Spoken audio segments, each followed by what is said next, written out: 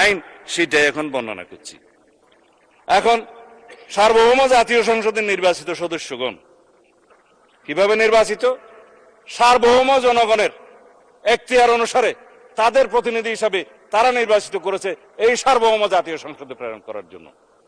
আমরা ব্যক্তিগতভাবে কেউ সার্বভৌম নই, কিন্তু এই হাউস বাংলাদেশের একমাত্র হাউস যেটা সুভারেইন, যেখানে যেই আলোচনায় আপনি করবেন এটা আদালতে নেওয়া যাবে না।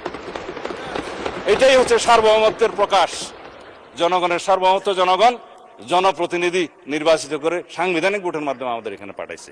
আর একজন আজকে আমাদেরকে সবক দিল যে এই পার্লামেন্ট নাকি সুভারেইন না। আমি মাননীয় স্পিকার কি করবো বুঝতে পারছিলাম না।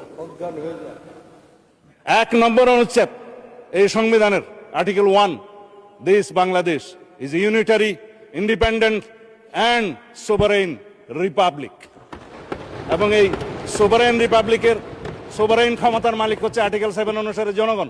সেই জনগণের ক্ষমতাটা প্রয়োগ করে এই সংবিধানের অধীন এবং কর্তৃত্বে, সেই সংবিধানের অধীন এবং কর্তৃত্বে নির্বাচন কমিশন নির্বাচন দিয়েছে। সেই সোভারেইন জনগণ আমাদেরকে ভোট দিয়েছে, এই সোভারেইন পার্লামেন্টে পাঠিয়েছে। যার কারণে আমরা আজকে এখানে যা কিছুই আলাপ করব সেটা জুডিশিয়ারির বিরুদ্ধে সারাদিন যদি আমরা বলি, জুডিশিয়ারির কাছে এই কেউ এটা মামলা করার ক্ষমতা নাই, তাকেই বলা হয় সোভারেইন এখতিয়ার। এখন এই সোভারেইনটিকে যদি এক্সপ্লেন করার জন্য এখানে মাস্টারি করতে হয়, প্রফেসরি করতে হয়, মাননীয় স্পিকার আইন কখন প্রণয়ন করবো আর কখন ভাষণ দেবো, তাইলে লম্বা লেকচার দিতে হয়। বাংলাদেশে সুপ্রিম ল কোনটা? কনস্টিটিউশন। সে কনস্টিটিউশনে বলা আছে কি জনগণই সার্বভৌম। সার্বভৌম জনগণের সার্বভৌম ক্ষমতার প্রয়োগ কিভাবে হয়? ভোটের মাধ্যমে হয়। সেই ভোটের মাধ্যমে যারা জনপ্রতিনিধি নির্বাচনে তারা যায় কোথায়? সার্বভৌম পার্লামেন্টে।